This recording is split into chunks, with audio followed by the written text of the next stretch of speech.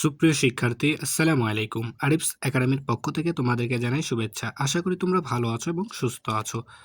আজকে আমি তোমাদের বাংলাদেশ ও বিশ্ব পরিচয় বইয়ের অধ্যায় ১, ঠিক আছে, অনুশীলনীর প্রশ্নের সমাধান করে দেব, ঠিক আছে।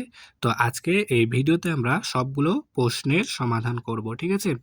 তো দেখো, ১ নম্বরে ছিল, ক নম্বরে ছিল আমাদের সঠিক উত্তরের পাশে টিক চিহ্ন দাও, ঠিক আছে।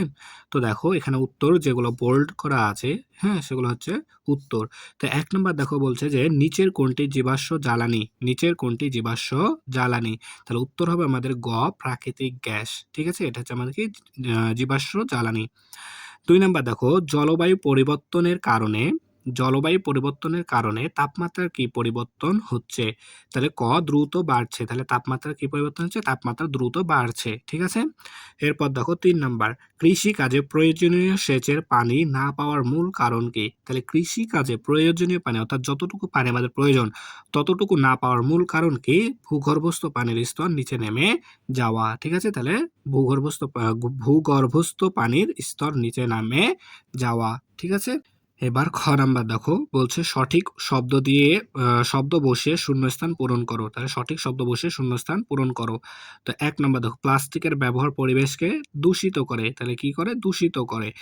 প্লাস্টিকের ব্যবহার পরিবেশকে দূষিত করে, ঠিক আছে। ২ নাম্বার দেখো, জীবাশ্ম জ্বালানি অধিক মাত্রায় ব্যবহারে বায়ুতে কার্বন ডাই অক্সাইড বেড়ে যায়। ৩ নম্বর দেখো, জলবায়ু পরিবর্তন রোধে গাছ লাগানো প্রয়োজন। তাহলে জলবায়ু পরিবর্তন রোধে গাছ লাগানো প্রয়োজন। ৪ নম্বর, কংক্রিট ব্লকের ব্যবহার পরিবেশের দূষণ কমায়। কংক্রিট ব্লকের ব্যবহার পরিবেশের দূষণ কমায়, ঠিক আছে।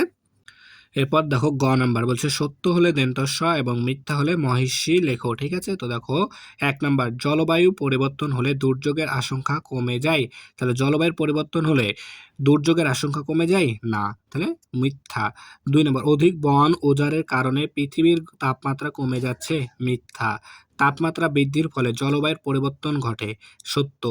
ডিজেল এক ধরনের জীবাশ্ম জ্বালানি, সত্য। তাহলে ডিজেল এক ধরনের কি? জীবাশ্ম জ্বালানি, সত্য।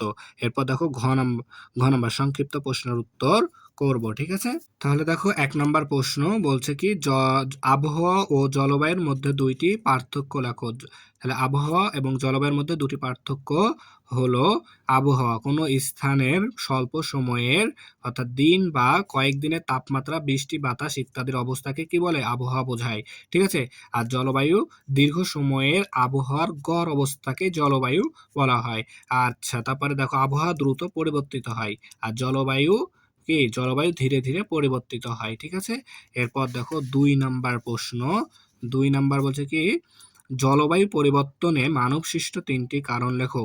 জলবায়ু পরিবর্তনে মানবসৃষ্ট ৩টি কারণ লেখো। তাহলে জলবায়ু পরিবর্তনে মানবসৃষ্ট ৩টি কারণ হলো, ১ নম্বর অতিরিক্ত জীবাশ্ম জ্বালানি ব্যবহার, ২ নম্বর বন উজাড় করা, ৩ নম্বর দেখো কলকারখানা ও যানবাহনের ধোঁয়া বায়ুতে ছড়িয়ে পড়া, ঠিক আছে। তাহলে ৩টা কারণে কি জলবায়ুর পরিবর্তন হয়, ঠিক আছে, যা কিনা মানুষের দ্বারা সৃষ্টি, তাই না। ৩ নাম্বার, সমুদ্র পৃষ্ঠের উচ্চতা বেড়ে যাওয়ার ৩টি প্রভাব লেখো। সমুদ্র পৃষ্ঠের উচ্চতা বেড়ে যাওয়ার 3টি প্রভাব হলো, ১ নাম্বার উপকূলীয় এলাকা প্লাবিত হতে পারে, ২ নাম্বার কৃষি জমি লবণাক্ত হয়ে ফসল উৎপাদন কমে যায়, ৩ নাম্বার মানুষ বসত ভিটা হারিয়ে অন্য জায়গায় যেতে বাধ্য হয়, ঠিক আছে। তাহলে এগুলা কি মানুষের কি সমুদ্র পৃষ্ঠের উচ্চতা বেড়ে যাওয়ার 3টি কারণ এগুলা, ঠিক আছে। এরপর প্রভাব, ঠিক আছে। এরপর দেখো নম্বর বর্ণনামূলক প্রশ্নের উত্তর। তো ১ নাম্বার দেখো বলছে জলবায়ু পরিবর্তন রোধে তোমার করণীয় লেখো। জলবায়ু পরিবর্তনে তোমার করণীয় কি তা লিখতে হবে, ঠিক আছে। তো দেখো উত্তর, জলবায়ু পরিবর্তন রোধে আমার করণীয়, ১ নম্বর বেশি বেশি গাছ লাগানো এবং গাছ কাটা থেকে বিরত থাকা, ২ নম্বর অপ্রয়োজনীয় বিদ্যুৎ, গ্যাস ও জ্বালানি ব্যবহার না করা, ৩ নম্বর পরিবেশ দূষণ করে এমন কাজ থেকে বিরত থাকা, ৪ নম্বর প্লাস্টিকের ব্যবহার কমানো, ৫ নম্বর হাঁটা বা সাইকেল ব্যবহার করা এবং অপ্রয়োজনে গাড়ি ব্যবহার না করা, ৬ নম্বর বর্জ্য নির্দিষ্ট স্থানে ফেলা ও পরিবেশ পরিষ্কার রাখা, ৭ নম্বর অন্যদের জলবায়ু পরিবর্তন সম্পর্কে সচেতন করা, নবায়নযোগ্য শক্তি যেমন সৌরশক্তি ব্যবহারে উৎসাহ দেওয়া, ঠিক আছে। তাহলে এগুলো কি আমার জলবায়ু পরিবর্তন রোধে আমার এগুলো কি করণীয়, ওগুলো আমাদেরকে করতে হবে, ঠিক আছে।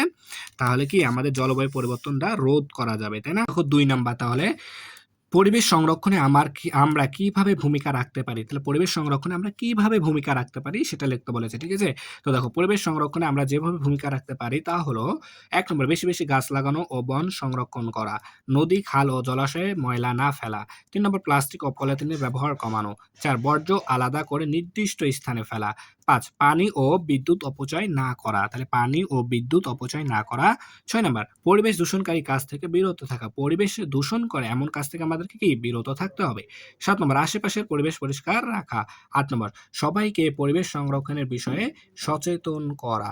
তাই না? তাহলে দেখো আমরা এখানে কিন্তু ২ টা প্রশ্নের উত্তরই করে ফেললাম। ঠিক আছে না? তাহলে দেখো আমাদের ১ অধ্যায়ের অনুশীলনের প্রশ্ন সবগুলো সমাধান করা হয়ে গেল। তাই না?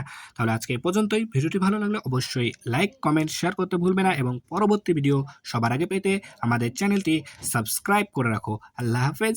আসসালামু আলাইকুম ওয়া রাহমাতুল্লাহ।